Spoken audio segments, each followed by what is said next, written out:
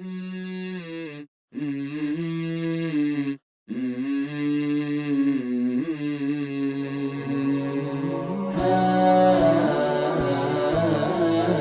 اللہ الرحمن الرحیم۔ زندگی سے لطف اٹھائیے۔ سبق نمبر 77۔ اللہ نے قسمت میں جو لکھ دیا اس پر راضی ہو جائیے۔ میں ایک مشہور شہر کے سفر پر تھا، وہاں مجھے چند لیکچر دینا تھے۔ اس شہر کی ایک خاص بات یہ تھی کہ وہاں نفسیاتی بیماریوں کا ہسپتال تھا، جسے لوگ پاگل خانہ کہتے ہیں۔ میں صبح سویرے 2 لیکچر دے کر نکلا تو ظہر کی اذان میں ابھی 1 گھنٹہ باقی تھا۔ میرے ساتھ ملک کا مشہور مبلغ اور داعی عبدالعزیز بھی تھا۔ ہم گاڑی میں بیٹھے تھے۔ میں نے اس سے کہا، عبدالعزیز، ہمارے پاس وقت ہے، میں یہاں ایک جگہ جانا چاہتا ہوں۔ اس نے پوچھا، کہاں؟ شیخ عبداللہ تو ابھی سفر میں ہیں اور دکتور احمد سے میں نے رابطہ کیا تھا لیکن انہوں نے فون نہیں اٹھایا۔ آپ کہاں جانا چاہتے ہیں؟ یہاں ایک پرانا کتب خانہ ہے۔ میں نے کہا، نہیں، میں ذہنی بیماریوں کے ہسپتال میں جانا چاہتا ہوں۔ وہ بولا، پاگل خانے؟ میں نے کہا، ہاں، پاگل خانے۔ وہ ہنسا اور مذاق کے انداز میں کہنے لگا، کیوں، دماغ چیک اپ کرانا ہے؟ میں نے کہا، نہیں، ہم عبرت حاصل کریں گے، اللہ کی نعمتوں کا شکر ادا کریں گے۔ عبدالعزیز خاموش ہو گیا، اس کے چہرے پر غم کا سایہ لہرایا۔ وہ معمول سے زیادہ جذباتی مزاج کا مالک تھا۔ اس نے گاڑی ذہنی بیماریوں کے ہسپتال والی سڑک پر ڈال دی۔ ہم وہاں پہنچے تو سامنے ایک مرجھائی ہوئی عمارت کھڑی تھی جسے درختوں نے گھیر رکھا تھا۔ ہم ڈاکٹر صاحب سے ملے، انہوں نے ہمیں ویلکم کہا اور ہسپتال کا دروازہ کھولا اور دور کروانے کے لیے لے گئے۔ وہ ہمیں ایک جگہ لے گئے جس کے دونوں اطراف میں کمرے تھے۔ وہاں ہمیں عجیب و غریب آوازیں سنائی دیں۔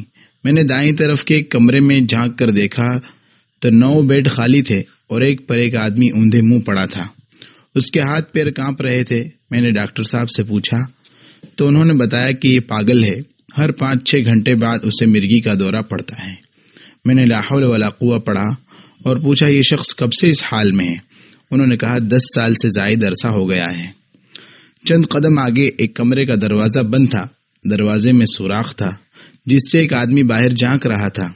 وہ عجیب و غریب سمجھ میں نہ آنے والے اشارے کر رہا تھا۔ میں نے کمرے کے اندر دیکھنے کی کوشش کی۔ کمرے کا بچھونا اور دیواریں الگ الگ رنگ کی تھی۔ ڈاکٹر صاحب نے پوچھنے پر بتایا کہ یہ بھی پاگل ہے۔ میں نے کہا، یہ تو میں بھی جانتا ہوں کہ یہ پاگل ہے، عقل مند ہوتا تو ہم اسے یہاں نہ دیکھتے، لیکن اس کا ماجرا کیا ہے؟ اس پر ڈاکٹر صاحب کہنے لگے، اس آدمی کو دیوار نظر آتی ہے تو بھڑک جاتا ہے، ہاتھوں سے، پاؤں سے اور کبھی سر سے دیوار کو مارتا رہتا ہے۔ کبھی انگلیاں تڑوائے بیٹھا ہوتا ہے، کبھی ٹانگیں اور کبھی سر زخمی ہوتا ہے۔ ڈاکٹر صاحب نے مرجھائے ہوئے چہرے سے کہا، ہم اس کا علاج نہیں کر سکے، اس کمرے میں بند کر رکھا ہے، دیواروں اور بچھونوں پر فوم لگا دی گئی ہے تاکہ وہ جیسے چاہے بھڑاس نکالتا رہے۔ یہ کہہ کر ڈاکٹر صاحب آگے چل دیے۔ میں اور عبدالعزیز وہاں کھڑے دعا پڑھنے لگے جو اللہ کے رسول صلی اللہ علیہ وسلم نے اس موقع کے لیے سکھائی ہے۔ الحمدللہ الذی عافانا مما ابتلاک بہ وفضلنا علی کثیر ممن خلق تفضیلا۔ اللہ کا شکر ہے جس نے ہمیں اس بیماری سے عافیت میں رکھا جس میں تمہیں مبتلا کیا، اور یوں اس نے ہمیں اپنی بہت ساری مخلوق پر ایک فضیلت عطا کی۔ پھر ہم بھی اگلے کمروں کی جانب بڑھ گئے۔ ایک کمرے میں کوئی بیڈ نہیں تھا۔ یہاں 30 آدمی تھے، ان میں سے ہر ایک اپنے حال میں مست تھا۔ کوئی ناچ رہا تھا، کوئی گا رہا تھا اور کوئی اذان دینے میں مصروف تھا۔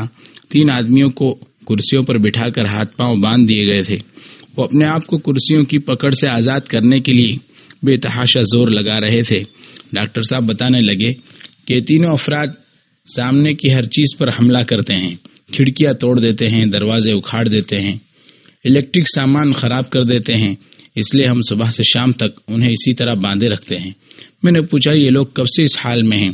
ڈاکٹر صاحب بولے، یہ آدمی 10 سال سے، یہ 7 سال سے، اور یہ نیا ہے، اسے 5 سال ہوئے ہیں۔